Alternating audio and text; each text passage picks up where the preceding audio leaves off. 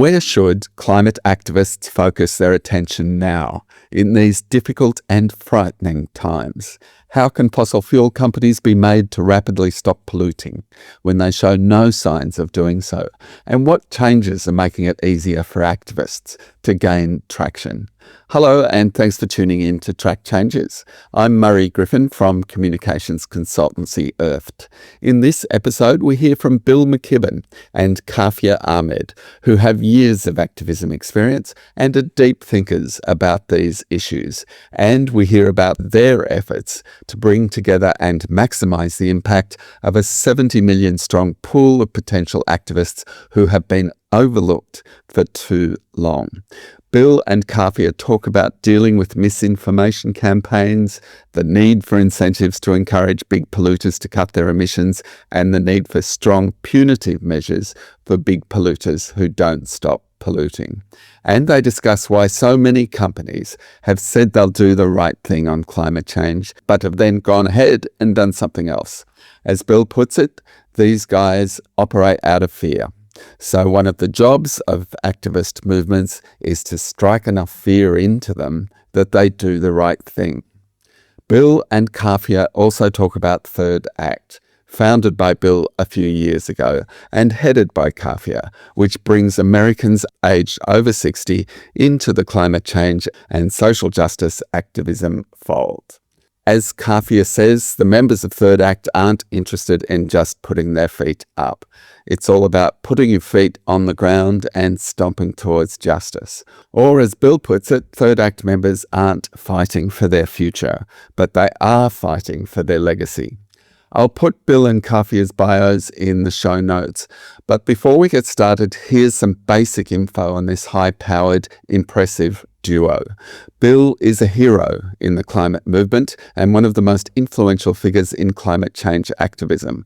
He's a prolific author on climate change and played a key role in founding 350.org, which was the first global grassroots climate organization. He's also played a leadership role in global fossil fuel divestment campaigns. More recently, Bill founded Third Act, which has grown to a network of more than 70,000 Americans in just a few years. Kafia Ahmed is the chief executive of Third Act, and for almost 20 years, she's been organizing in communities on issues including climate change, housing, racial justice, immigration, gender-based violence, and prison reform.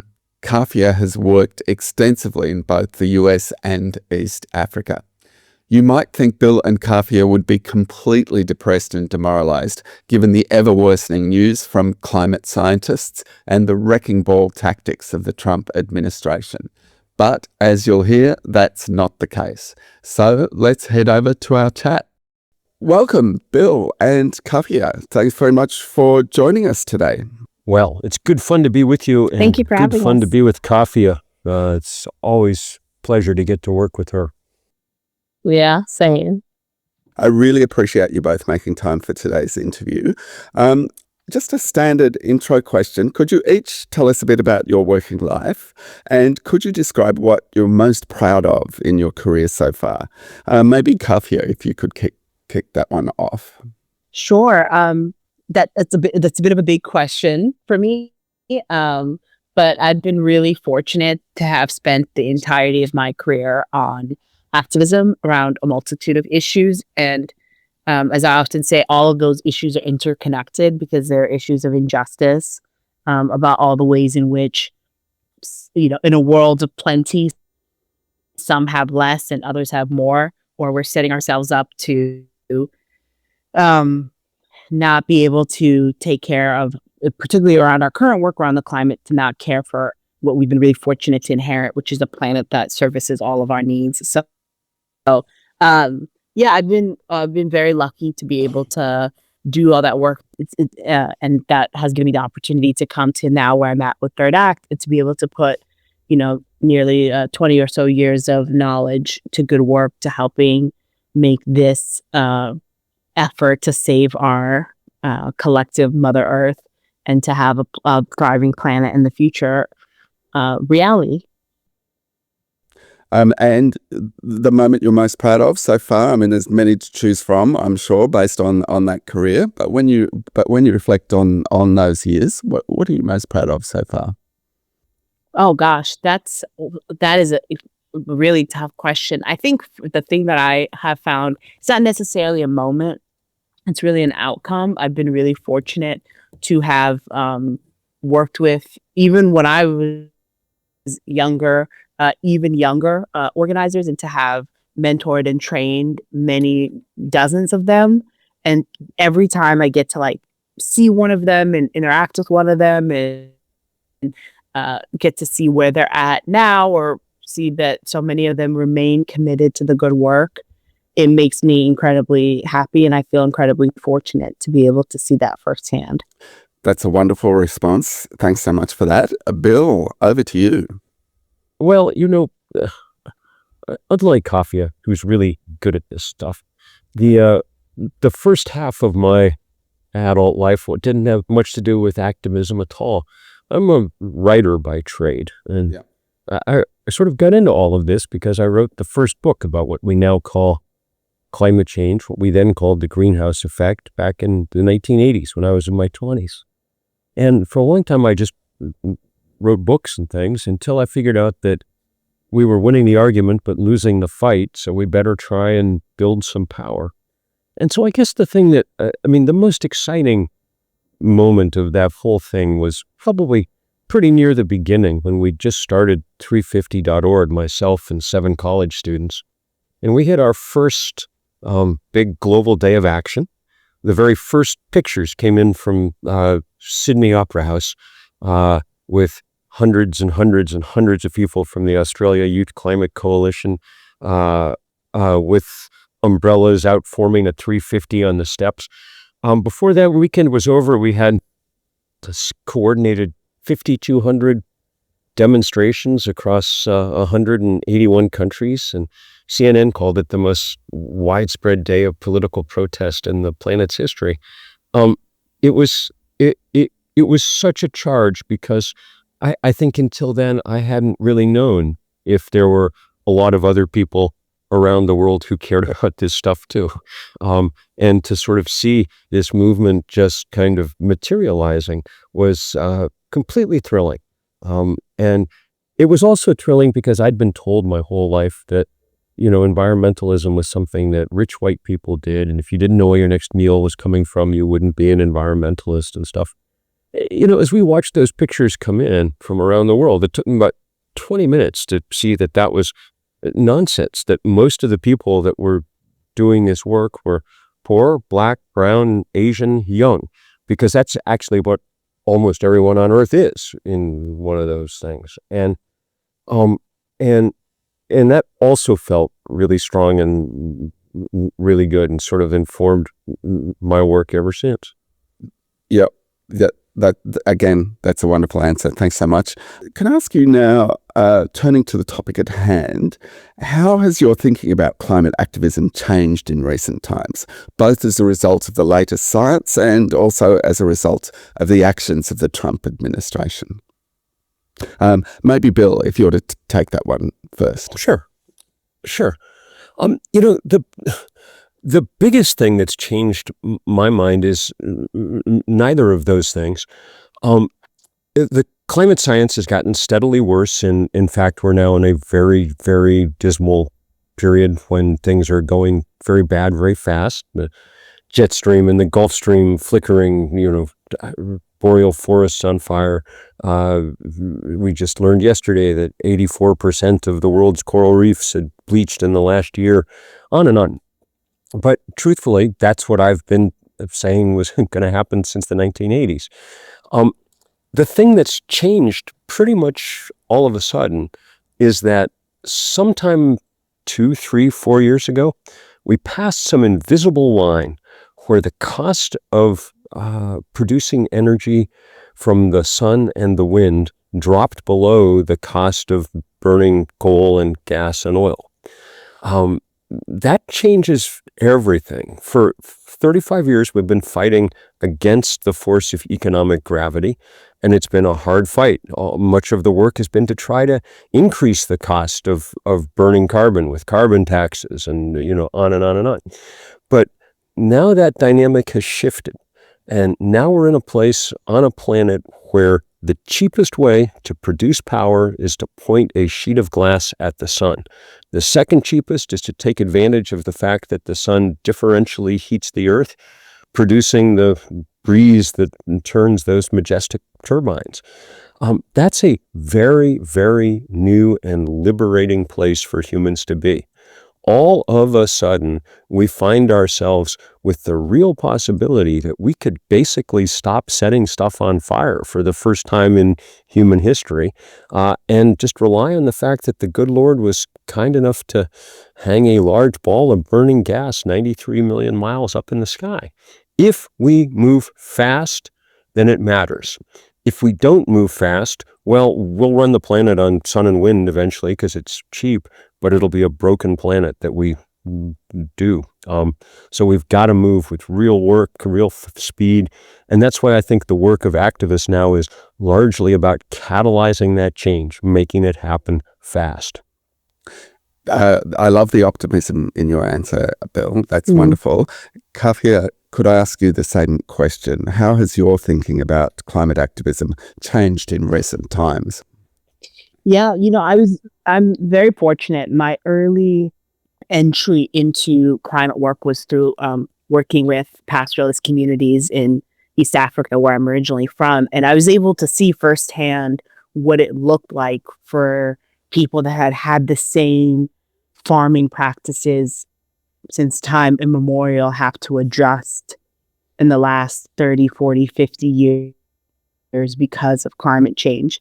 And it really, for me, was like a great insight into the people that do the harm, that create these really harmful impacts, are not the people that have to live with it right now. But my thinking has advanced in that there's really that old saying, none of us are going to get out of here alive.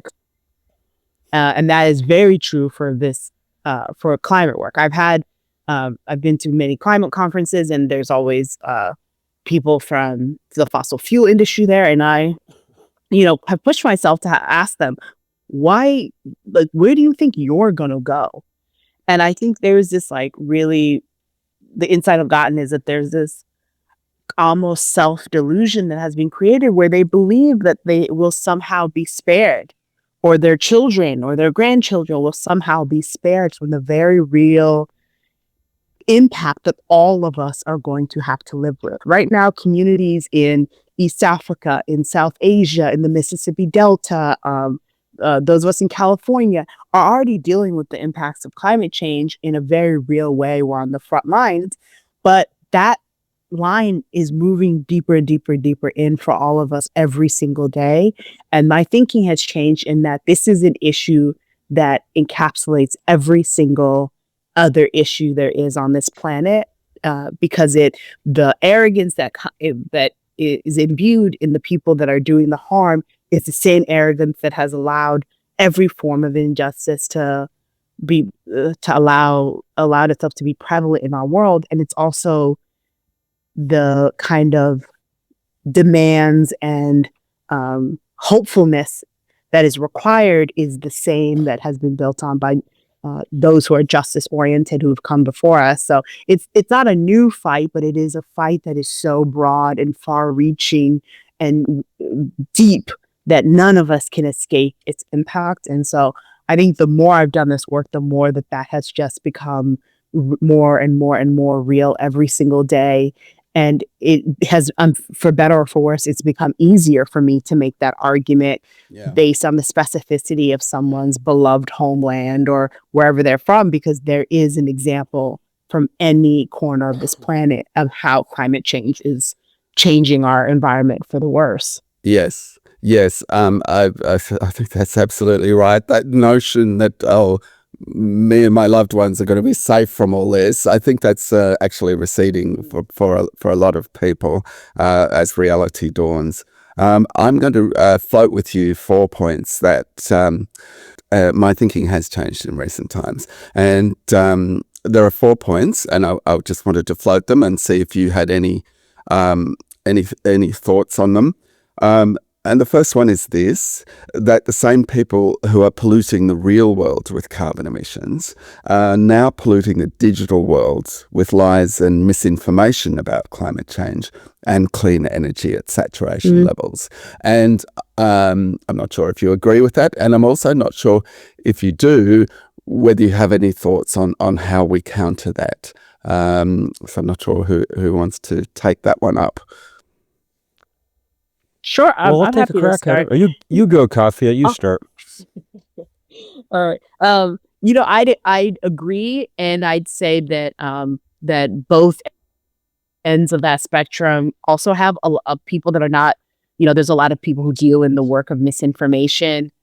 Some of them for strategic and systemic reasons, and some of them honestly out of pure ignorance or the belief that that they have, like, they've kind of been tricked and lied to, and that's what I've noticed. Actually, what I've learned most recently about a lot of people who spread misinformation, particularly in this country, it's that I used to think it was purely malice on a lot of people's part, but I have learned as of late that some people have been really misguided and very much lied to, and so some people spread it just because that's what they believe, and those that do the harm, those that either like work in the fossil fuel industry or big banks, or those who have made their fortune off of the destruction of the planet, are people who are strategically benefiting from those lies and from that harm, and they're benefiting in the form primarily of money,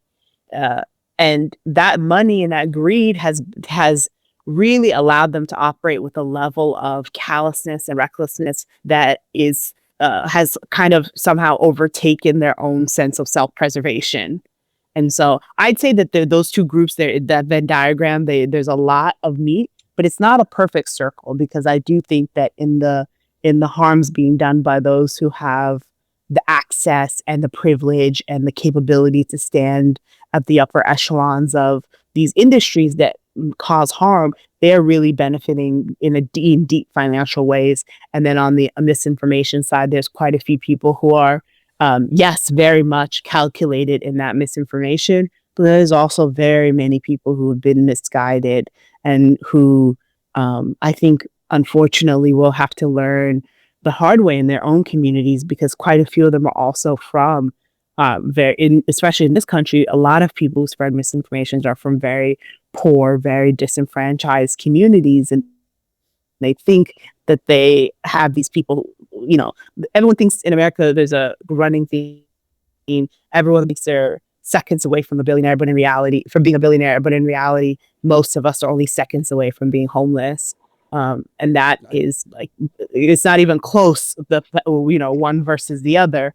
And so many people defend billionaires and they defend people who do these harms because I think to their mind, they're just seconds away from being among them. And they want that same kind of defense of themselves. Potentially, it's a real self-delusion, a delusion of grandeur. Yeah, that's a great response. Bill, over to you. I think Kafia is exactly right and beautifully eloquent about how so many people fall into these traps.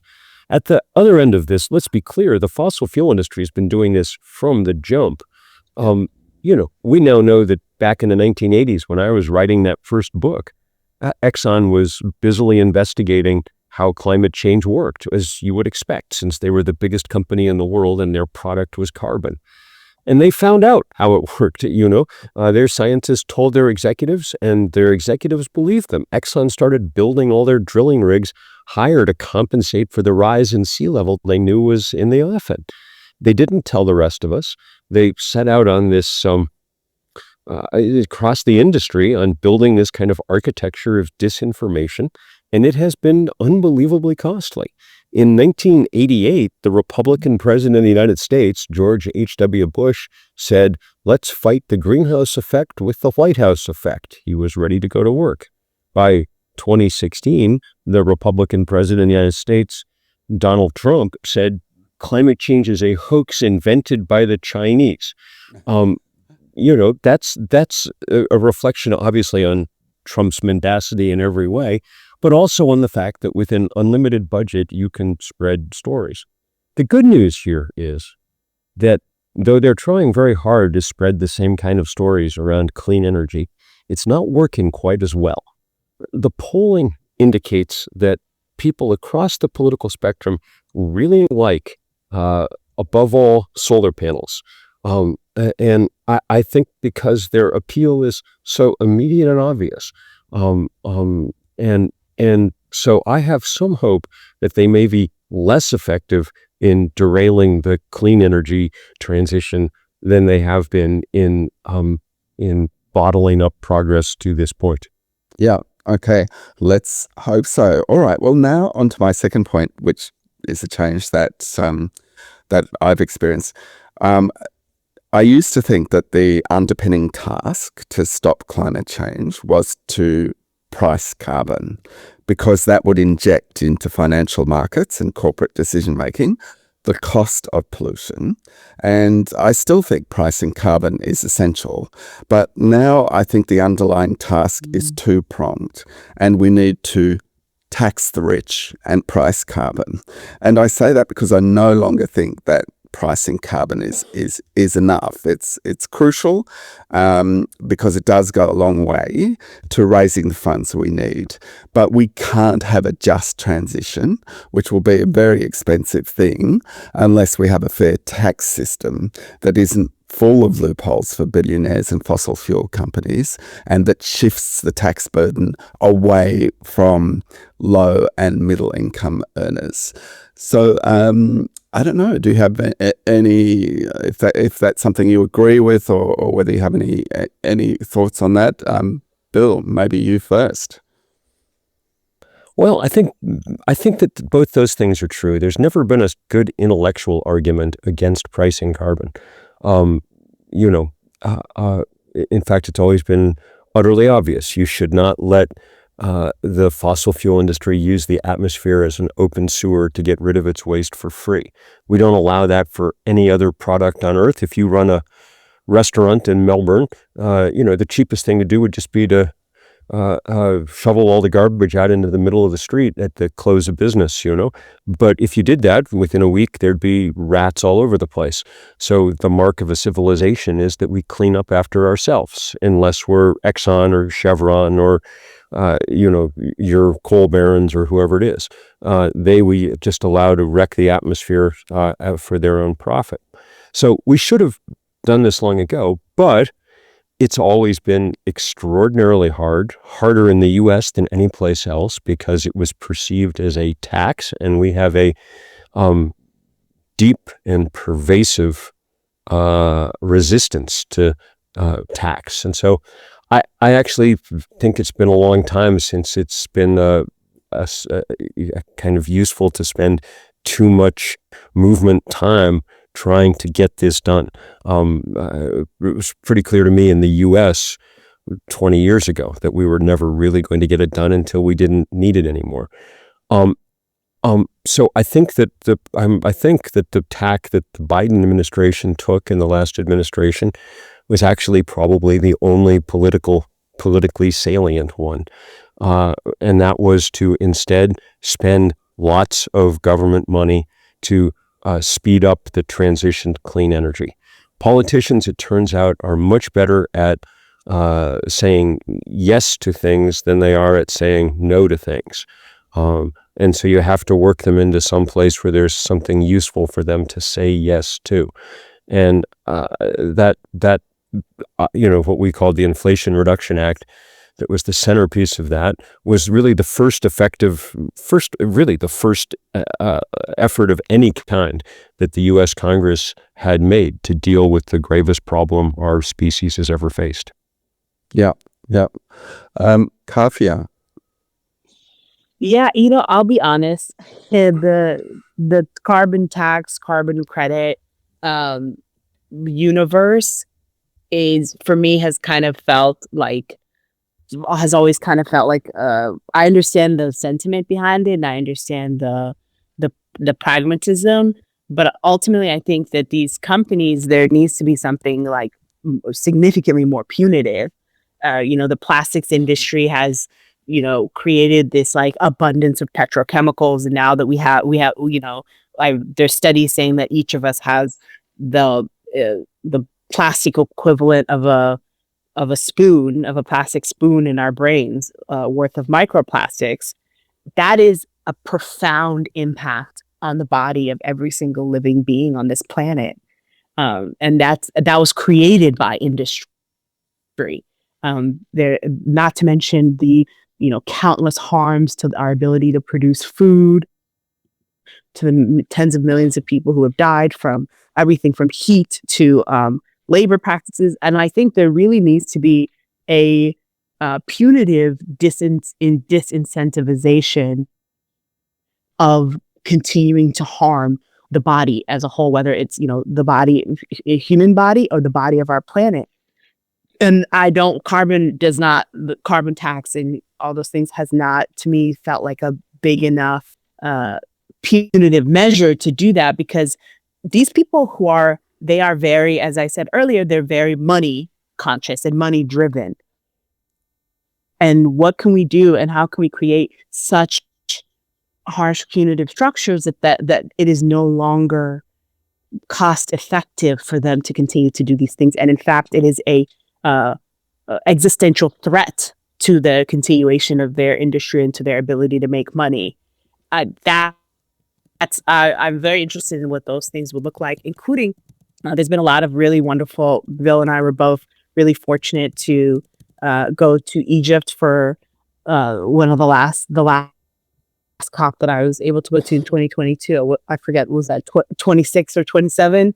But at that COP, the African nation states really put forward what I thought was an extraordinarily compelling argument around what they are calling loss and damages and climate reparations. And I think that's true for, that was the African nation states, but that's true for, Bill, I have a lot of friends in Louisiana and Mississippi. There's a lot of loss and damage in those communities, in the Amazon, in, Guyana, among the Aboriginal peoples of your home country in Australia, Yes. among, Yep. like all of these, there's so much that has been lost that it is truly incalculable. And this isn't me saying I don't have a really solid solution, but there needs to be something that it truly like makes it just unbelievably not profitable to Yeah. continue to harm Yeah. every living being and every living thing on this planet. And carbon tax doesn't quite do it for me Not personally on quite. that front. Yeah, not well enough designed for it. Not So a quite. focus Yeah. on incentives and regulation, which, let's face it, that's supposed to be the traditional role of government. Is what you're calling for Mhm. there. Let me Yeah. keep talking about business. The third thing that I've realized, and probably the response to this will be, duh, well, what did you expect? And the third thing I've realized is that a lot of businesses have lied to us about their commitment to action, particularly fossil fuel and resource industry businesses. I spent a long time as a journalist writing for and about business on climate and sustainability, and I met many people within businesses who were and are deeply committed to strong action. But at the board level, that hasn't proved to be the case for a great many businesses. The boards of these companies told us they were committed to strong climate action, but it turns out that they're not. And that makes the role of climate activists and of big investors even more important than I thought before. I don't know what either of you think about that. Is it just that I've finally caught up, or do you have any thoughts on that? Maybe Bill this time. These guys operate out of fear, and so one of the jobs of movements is to strike enough fear into them that they do the right thing. And at times we've been able to do that. And then the fear ebbs away and they retreat. The really good example of this is what happened with the kind of Greta Thunberg moment in the climate movement from roughly 2018-19 through the Glasgow Climate Summit in 2021. She and so many with her amassed an extraordinary army of youth. They changed the discourse with their anger. And by Glasgow, every bank in the world was saying, we're signing on to net zero, yes, we can't, here we go. The pandemic knocked down that activist movement. And within a year or two, the banks had decided that they didn't have that much to fear and that there still was plenty of money to be made in coal and gas and oil. So they have all slunk away from their commitments. If we punch them in the nose again, then they will again start doing the right thing, or at least heading in that direction. That's what we do at Third Act a lot, especially around financial institutions. But it is hard and tiring work, and you're right, they're not to be taken at face value ever. That doesn't mean you can't move them. We built a divestment campaign that's turned into the largest anti-corporate campaign in history. We're at about $40 trillion worth of endowments and portfolios that have gotten out of fossil fuel. And that's been very, very helpful. Not enough, but a big start. Yes, indeed. Kavya. Yeah, I think industry is again really only incentivized by profit and loss. And so I think a combination of both, like what Bill has already pointed out, which is really large scale societal shifts against companies that are malicious and flagrant in their industry habits and making our planet worse. And also, in an ideal world, government structures that would be punitive for them doing that. We've had that to a certain extent in this country. We'll probably not have it for several years at minimum, and in fact, we'll probably do quite a bit of damage in the opposite direction. But I do think, in the meantime, we're really fortunate to have the advantage of a slightly more climate literate populace and world, that people, there's a baseline understanding of what climate impacts look like and how they can impact a person's life and well-being and job prospects, and particularly with younger people. So I think really hammering home those things until we can get industry to comply. I'm a pretty optimistic person, but I'm not so optimistic to think that these capitalist enterprises will suddenly give a thought to the well-being of the people who use their products or the planet that they operate on. But until then, pressure needs to be applied, I think, through social pressure. Yes. Yeah. Okay, just one more question. One more thing I want to float with you, and then I want to turn to two amazing campaigns or projects that you two are closely involved with. And the final sort of thing I wanted to float is this, and I'm not sure if we're still chasing a just transition, because, it's a term that's almost comfortingly open-ended about the time that we have to get to net zero and beyond. And I'm starting to wonder now if we need, in many respects, kind of a just disruption, because we have been so slow off the blocks. Do either of you have any thoughts on that? Maybe Bill. Well, I think that, to be honest, in much of the world, this transition is going to end up being the work of people on the ground. We watched in Pakistan in the last year as individual people obtaining cheap solar panels from China built the equivalent of about a third of the country's electric grid in the course of a single year. Yep. That pace seems to be happening now across much of southern Africa. I've been looking at reports in the last couple of weeks from South Africa, from Lesotho, from Eswatini, and spreading north into the rest of the continent, any place that there are strong trade networks with China. Truthfully, I think you can make an argument at this point, not an argument out of justice, just an argument out of pragmatism for all the people involved, that the best global policy might be to run those Chinese solar panel factories full tilt and just drop off huge bundles of solar panels on every wharf and railroad siding on planet Earth and let people get to the job of building their lives going forward. Because I'm not convinced that the rest of the world, I don't know how many cops we're going to have. I mean, Coffee is exactly right. In a sane world, the loss and damage thing would be absolutely front and center. But so far the world has I think come up with about $700 million total to fund the loss and damage fund. $700 million, and the cost of loss and damage is easily into the many tens of trillions of dollars already. So we're just pretend at this point on that stuff. If we're going to improve people's lives, the job is to deploy energy, liberating energy that's available everywhere to everyone, and to do it fast, I think. Yeah.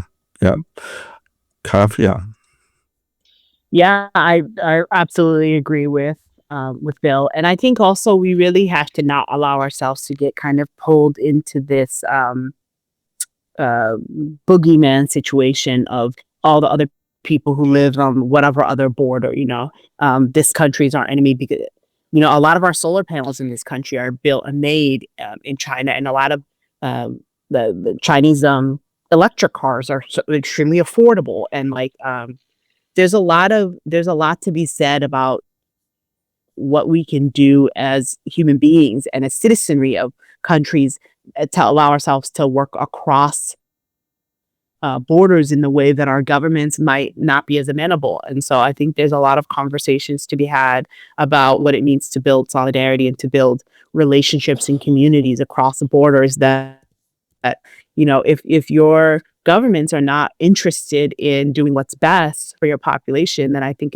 that's when your communities build the solidarity structures to do what's best for yourself and for one another.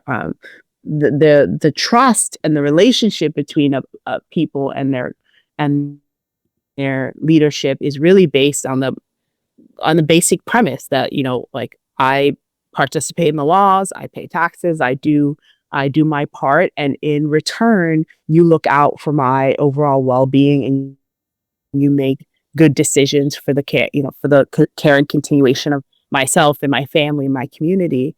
And when that kind of trust is broken, then I think I've been really encouraging people to think about what it means to go more deeply into community and really go, what we can do to build with one another. What can we do to see each other in the fullness of our humanity in an effort to share, to save ourselves. This is, I don't like scaring people about climate change, but it is something that we should be afraid of. It is something that should strike deep fear into the hearts of every living being on this planet, because there is either our success or there's our collective failure. And there's really no option in between. And it's a slow death if we don't do something and if we don't commit ourselves to it. And I think that through a multitude of ways you can do that. I also say that knowing that I know there's a lot of people who care about the planet who talk a lot about changing their own consumption habits. And I really want to remind your listeners that we can, of course, I encourage people to do it. But for individual human beings, we have to know that the people that are causing the greatest amount of harm are industry. There's only so much, veganism and only so much not using plastic and so much recycling that any of us can do to save this planet. It's really going to take this broad, large, in-depth collective action and pressure to make this happen. Yes. Yeah. Okay. Thanks for that. Now, you two are both involved in a very exciting event that's coming up on September 21. You're both playing leading roles in organising that. It's called Sunday, and it's been described as a celebration of solar and wind power and the movement to leave fossil fuels behind. Could you tell me a bit about the event and its purpose? Kavya, do you want to kick off on that one? Yeah, of course. This is originally a brainchild of my friend and colleague, Bill McKibben here. And, this has been in the works for, over a year, almost 2 years now, different iterations of it. And what this is really an effort to give people an opportunity to, if they already know something about solar, to learn. There's always more to learn. I have learned quite a bit in the expanse of like planning this event. I've learned a lot. There is so much knowledge about both the accessibility and the efficacy and just the overall usefulness of solar as an opportunity for us to lift ourselves out of this dependence on fossil fuels and create light where there hasn't been any. I think about communities in large parts of this country, of like indigenous communities that don't have access to light oftentimes because they're not connected to the main grid. Like you can really start to imagine what it means to help literally illuminate our communities and educate ourselves on ways that we can do it in a really collective action way. My favorite word that has come out of this work together is community solar, and community efforts around building solar that allows access. We know, I did work in Sub-Saharan Africa for a really long time, so I know what a difference it can make for a community to have access to electricity, and how that can really uplift the education of an entire community, particularly its youth, because they can do their homework at night and they can, read, or they can do all these other things that weren't available to them. And so now it's like, what does it look like to give people that in a clean format that comes from this gift of the sun that we all have equal access to? Yeah. Yeah. Amen. Amen. Yeah, indeed.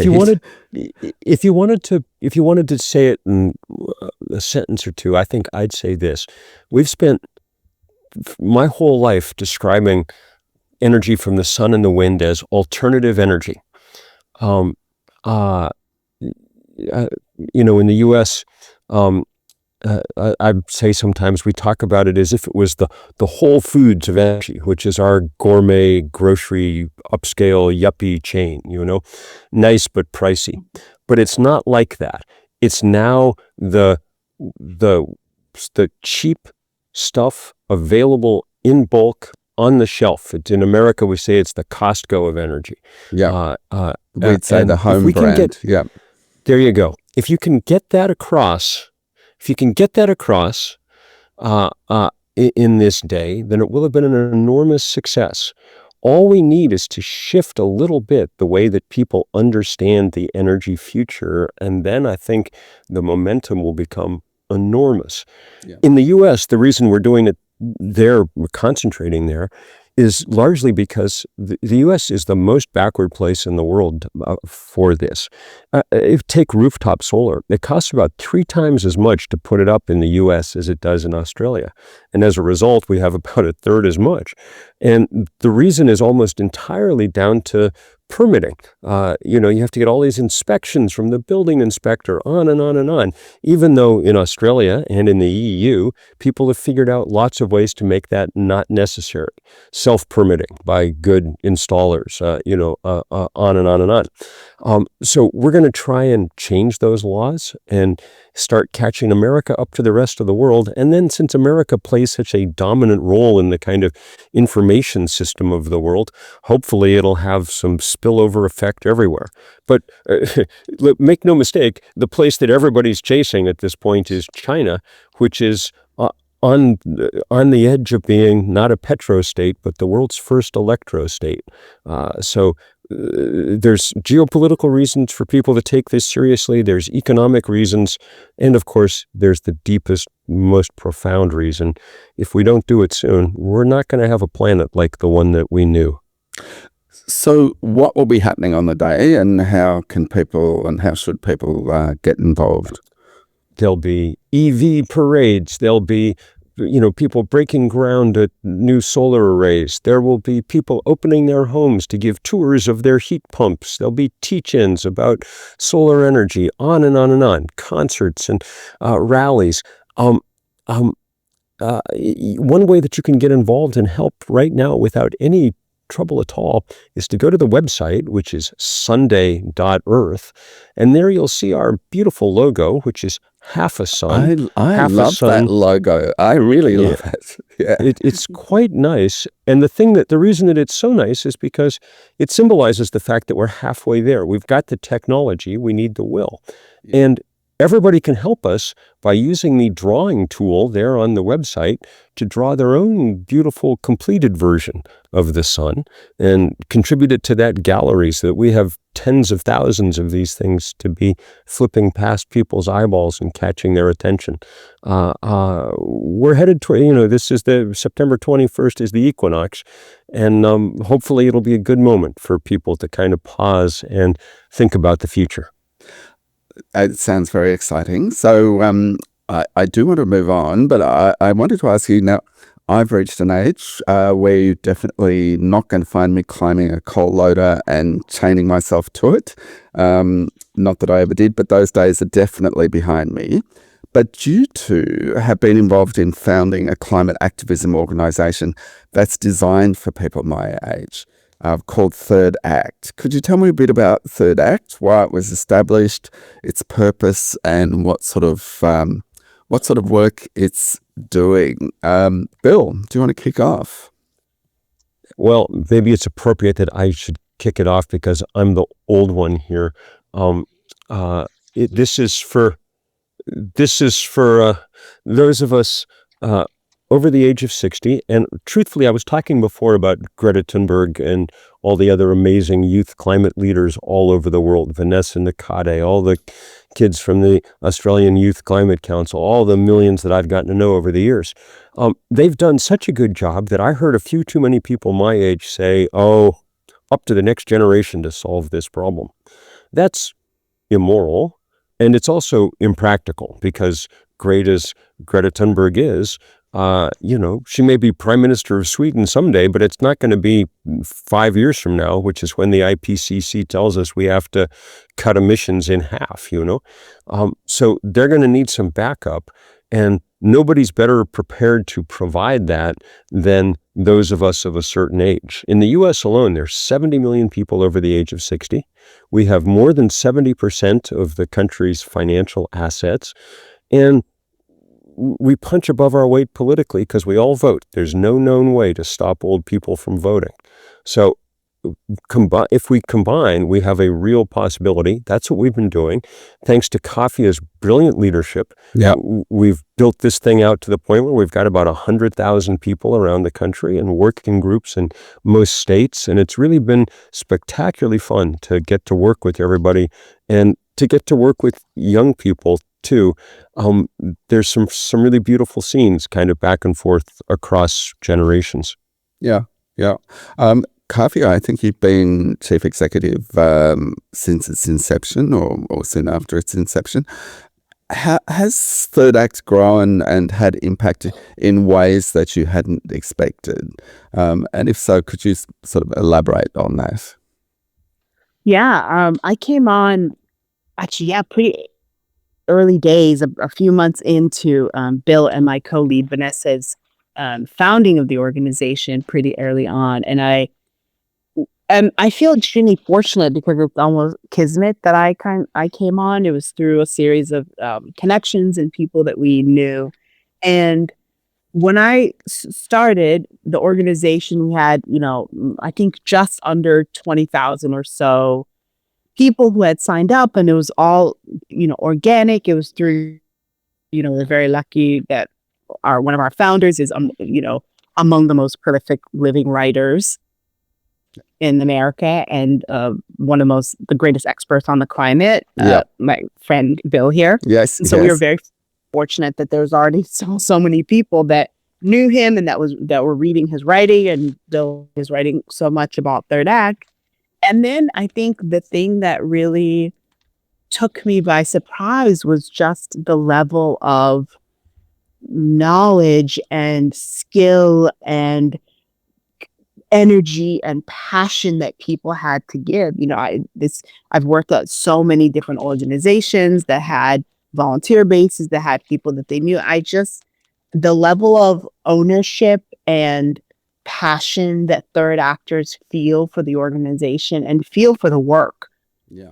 These are people who feel a call to not just a third act. A third act is merely the vessel by which they can live out this really profound belief that they have a responsibility to help make this world livable and something worthy of their children and grandchildren, and of the people that come after them. So many people in their 60s, 70s, 80s, 90s, people that we have been told, in the popular zeitgeist, say it's like in your golden years, you just kind of chill out and you hang out and you've done your work and you can put your feet up and be done. Third actors are completely antithetical to that original belief. There's no putting your feet up. It is all feet firmly on the ground, stomping towards justice. They are passionate about. There's people who have been organizers for a really long time, who know a lot already, and who are wanting to learn more. And then there's people who've never done a day of activism in their life, who felt called to this work, and they are all equally passionate and working hard to make this happen. And I feel very fortunate both to lead this organization that has all these amazing people and also the most remarkable staff that I've ever had the pleasure of working with. And I feel fortunate that I get to spend my days with people who are my elders. And I come from a community and a culture that has a large emphasis on elderhood and wisdom and learning from those who've come before you. And so I feel really grateful to be able to learn from them and to be able to share what I know and what I have learned. So it's a really it's a beautiful ecosystem. We're creating the world we want to live in. That's a great answer. And it sort of answers in part what I'm about to ask next. But I would like to ask you both. There's no denying there are deficits in growing older, that the sort of visceral connection between young people and the planet is not as strong as we age, and the future of those of us who are older, it's in no way as unwritten and as open as the future of young people. But older people can bring their own strengths to activism. And I was just wondering what you saw as some of those key strengths. Bill, maybe do you want to take that one first up?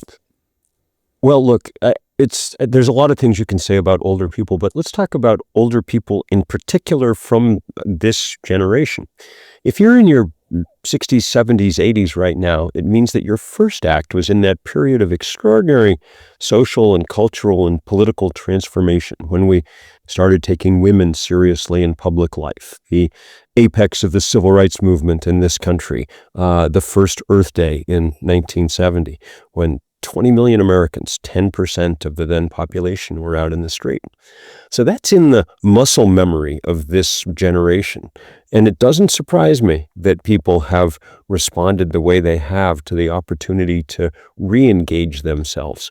You're right that they're not fighting to protect their own future now, but they're fighting to protect their own legacy. And, when you get nearer the exit than the entrance, that idea of legacy becomes more palpable. No one wants to leave the world a worse place than they found it. And so people are eager to put to work the time, the skills that they've built up over a lifetime, and the connections that they've acquired over that lifetime. And those three things are things that other age groups don't have. And that makes older people especially potent in this work. We're good at this. Yes. Kapia, I noticed when I was looking at some of the third act material, it's very much embedded in a broader social justice agenda.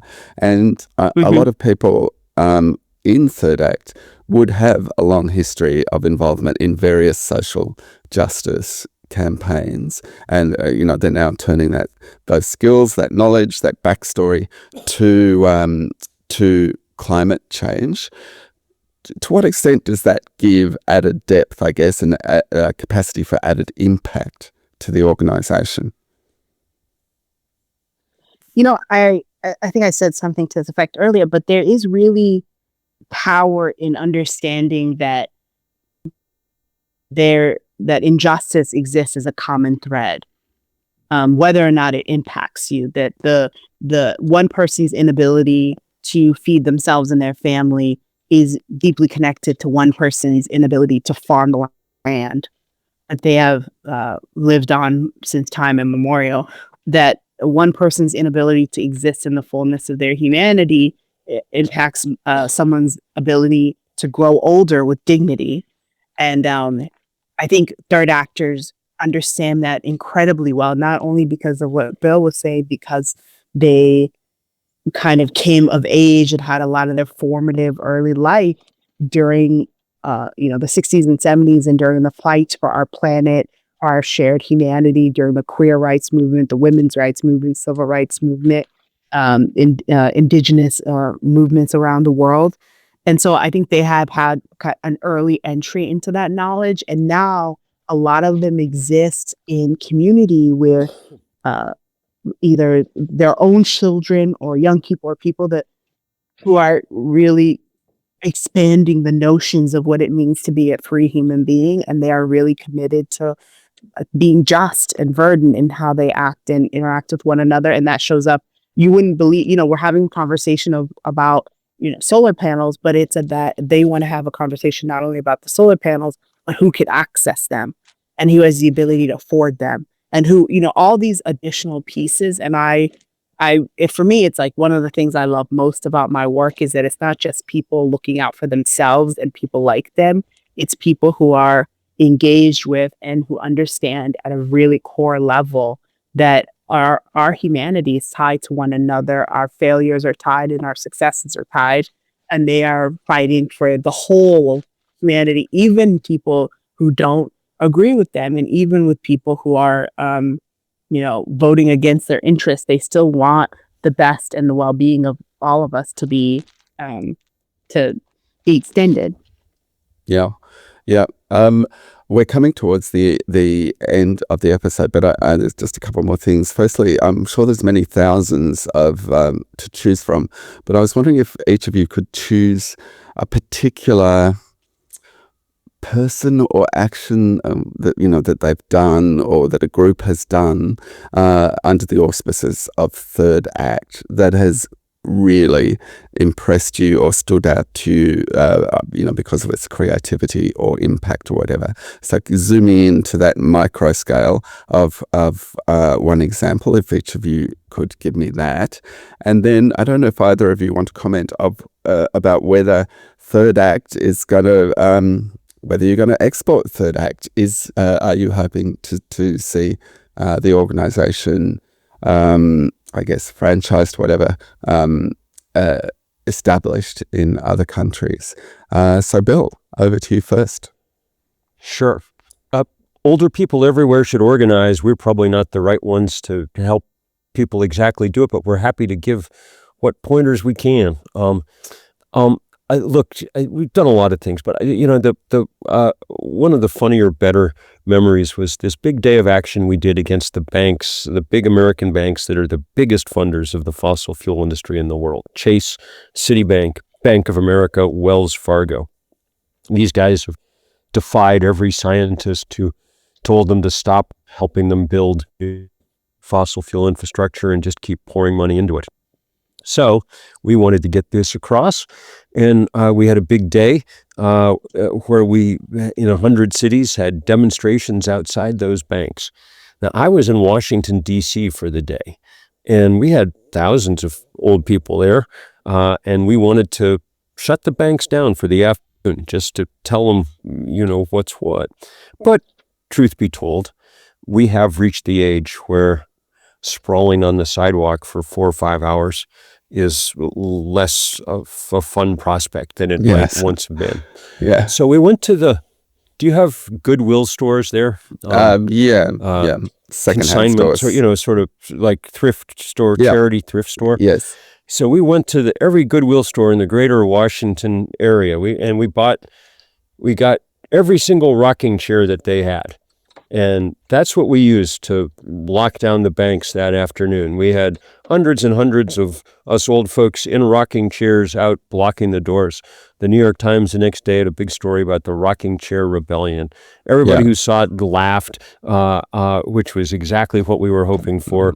You got to bring a certain amount of lightheartedness to this work, because otherwise it'll just do you in. Yeah. Yeah. That's a great story. That's a great mental image, Bill. Kafia, is there something that stands out for you in particular? There's so much, but I think what's top of mind is that I just recently, last week, was able to be with many of our Midwest groups in person. We were doing some training, and being able to be in the room with people who, one of them actually helped found the organization that I got my first organizing job at. Oh, really? And now he's a third actor. Yeah. And he's a brilliant and deeply respected organizer from Minnesota, which is where I grew up. And I learned, I was taught by people who trained. And now I'm in this position to help train him and help bring that knowledge to an even greater number of people. And to be in the room, not only with him, but so many people, many of whom have never organized a day in their life, who are, I sat down with the Ohio group, and had this plan. I don't want to give away too much. It's about a year down the line, but they're organizing something wholly original that it completely is coming from inside their own mind. And we at Thurman College, Third Act Central, had really nothing to do with, except that we helped convene the organization and train them and teach them. And now they are doing this. I remember in my first few months of working there, myself and our lead national organizer, and we were kind of dreaming up what we wanted the organization to be one day. And that was right there at the top of our list, was being able to have an organization where people can create activities and programs and activism that is specific to their communities, to their states, to their regions, to their cities, and really feel like they have the skills and the capability to do that successfully. So that felt like a real come to fruition moment for me in a lot of ways. All right. Well, that's a very tantalizing description, Kafia. We'll look forward to hearing about that. Thanks to you both. I just have one last standard question, which I ask everybody. What fact do you wish was more widely known? Because it would help us to understand how we can move faster to a cleaner, greener future. And Kafia, over to you first. Mine is a bit depressing, and I did say it earlier, but I'll reiterate that there is all the research around microplastics in particular is incredibly daunting. And a big part of it is that all of us, I read somewhere that researchers can't find blood that's clean and that doesn't have microplastics in it among the living peoples of this planet currently. And that kind of knowledge, this thing has so embedded itself into literally our DNA, to me really, gets me up every day and forces me to confront the reality of what we're really up against, and makes me even more determined to make sure that the next generation of people that are coming onto this planet, that are being born, don't have to experience that particular kind of indignity. Yeah, that's a great answer. And Bill, over to you. I already gave you mine. We now live on an Earth, as of 2 or 3 years ago, where the cheapest way to make power is to point a sheet of glass at the sun. If that doesn't change things enough, then nothing will. Yeah.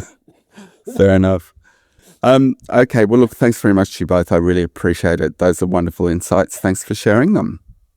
Thank you very much. What a pleasure. Yeah, and what thanks a for pleasure having just us. to get to listen to Coffee a Friend. It's really good to get to share this with you. Good to see you too, Bill. Take care, you guys. I learned so much from that chat with Bill and Kafia. As an older Australian, Bill's point really struck home that it would be immoral for those of us who are older to bequest the terrible calamity of climate change to young people and then leave it entirely to them to solve it. As well, I also found Kafia's point really powerful that injustice exists as a common thread and we need to deal with all forms and aspects of it.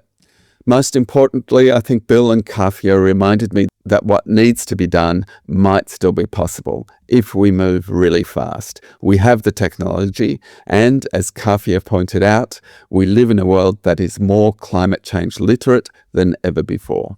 But there are barriers that we need to overcome. Bill talked about the need to streamline permitting for renewables, and yes, that's crucial. In Australia, we've made important progress on that front, but we're struggling to streamline permitting for large-scale renewables, while also ensuring that nature is protected and that regional communities are reassured that they'll be treated fairly. Unfortunately, we also have two jurisdictions in Australia, Queensland and the Northern Territory, which are making things harder for renewables projects and are instead focused on quickly greenlighting fossil fuel projects. One last reflection, triggered by Kafia's comments about social justice. In Australia, I think we can't forget that social justice and climate justice has to involve tax reform. We need reform so that we have a tax system that stops disadvantaging younger Australians. And on that front, government plans to wipe 20% from student debt is a good first step. And we need reform so that we have a tax system that stops subsidising diesel use by big mining companies. Taxpayer-funded subsidies for diesel use by mining companies is an area on which there has so far been no progress. But the Minerals Council of Australia, which represents big mining companies, well and truly overplayed its hand in trying to stop progress on environmental issues in the lead up to the recent Australian election. That means there has never been a better time to start to wind down Australia's notorious and completely unjustifiable diesel fuel rebate scheme so that big mining companies can no longer take advantage of it. A wind back of the diesel fuel rebate would free up billions of dollars that are currently flowing to big mining companies every year. And these taxpayer funds could then instead flow to programs that provide benefits to the Australians that need them most. Thanks for listening to Track Changes. It's a labour of love at the moment, so your support is important. If you enjoyed the episode, please rate it and share it with colleagues and interested friends. You can send feedback to me via murray@earthed.au. And please also reach out to me if you're interested in sponsoring a few episodes. See you next time.